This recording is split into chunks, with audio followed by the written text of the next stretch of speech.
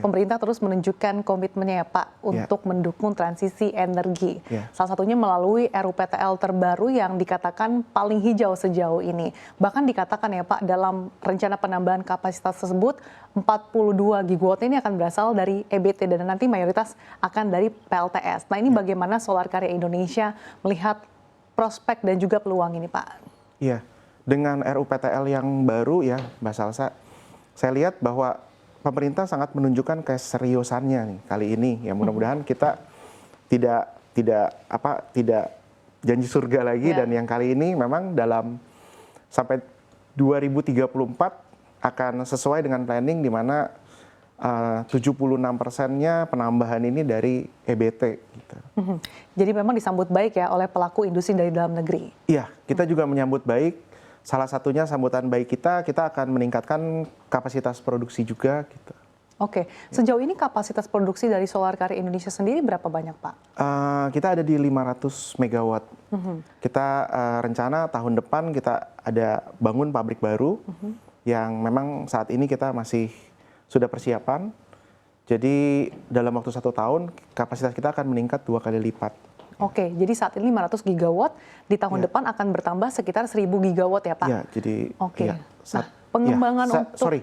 500 megawatt. Oh, 500 megawatt. Ya, jadi 1 gigawatt. 1 gigawatt di tahun depan rencananya. Ini pabriknya berapa banyak Pak hingga saat ini yang dimiliki Solar Karya? Saat ini kita ada 1 di Gunung Putri. Ya, Mbak Salsa. 1 di Gunung Putri, nanti akan ada penambahan kita ada, atau perluasan justru? Bangun pabrik baru di Gunung Putri juga di dekat lokasi yang sekarang. Oke.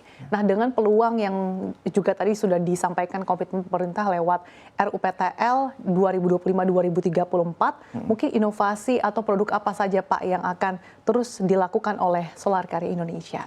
Jadi saat ini di pabrik kita produksi dari 1 watt sampai 720 watt, Mbak Salsa. 1 watt untuk apa? Jadi penggunaan solar panel ini besar. Bukan hanya untuk PLTS, bisa di rumah-rumah, bisa juga penerapannya di lampu jalan, yang paling besar itu selain di rumah tuh di lampu-lampu jalan. Ada juga di yang kecil-kecil misalnya di petunjuk jalan, lampu merah gitu, mesin parkir. Jadi cukup bervariasi ya Pak ya? Cukup bervariasi, dari alat rumah tangga mungkin, elektronik, sampai independen di rumah, sampai di PLTS besar untuk konsumsi masyarakat ya. Oke, untuk Solar Karya Indonesia sendiri sejauh ini untuk kontribusi mungkin penyebaran PLTS-nya ini sudah di mana saja Pak pemetaan di Indonesia? Untuk Indonesia kita ada kerjasama dengan BUMN, dengan Icon PLN. Kita saat ini ada cabang juga selain di Jakarta, ada di Bali, terus di Surabaya, ya berikutnya semua daerah di Indonesia. Oke. Makassar, Sulawesi, ya. Tapi Pak, tantangannya apa sih? Tentunya dengan melihat peluang yang cukup besar dan juga di satu sisi semangat transisi energi ya Pak. Tentu saja peluang tapi juga ada tantangannya. Kalau dari Solar Karya Indonesia sendiri melihatnya tantangannya apa sih Pak di tengah komitmen pemerintah untuk terus menggaungkan transisi energi ini? Iya. Tantangannya ada 2 Mbak Salsa yang major menurut saya. Yang pertama adalah dorongan dari pemerintah sendiri. Dorongan dari pemerintah dalam bentuk kemudahan-kemudahan gitu. Kemudahannya seperti apa? Misalnya dalam bentuk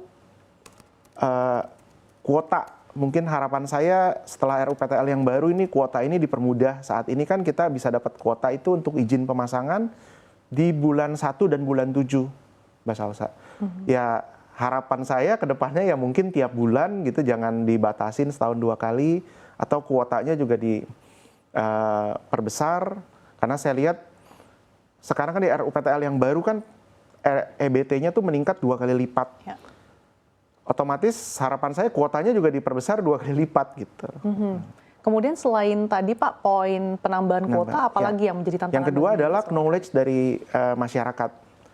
Jadi memang PR kita bersama dan mungkin pemerintah untuk mensosialisasikan energi-energi bersih, ya salah satunya PLTS. Kenapa? Karena pengembangan terbesar PLTS itu sebenarnya investasinya nggak perlu dari pemerintah, dari masyarakat sendiri, dengan bentuk net metering yang dulu pernah di tahun 2021 pemerintah itu net metering. Jadi ketika siang listriknya digunakan oleh PLN, malam kita menggunakan listrik PLN, dia menghitung selisihnya gitu, Mbak Salsa. Untuk saat ini maksud kami pengembangannya apakah memang sudah on progress atau mungkin itu masih dalam tahap perencanaan, Pak?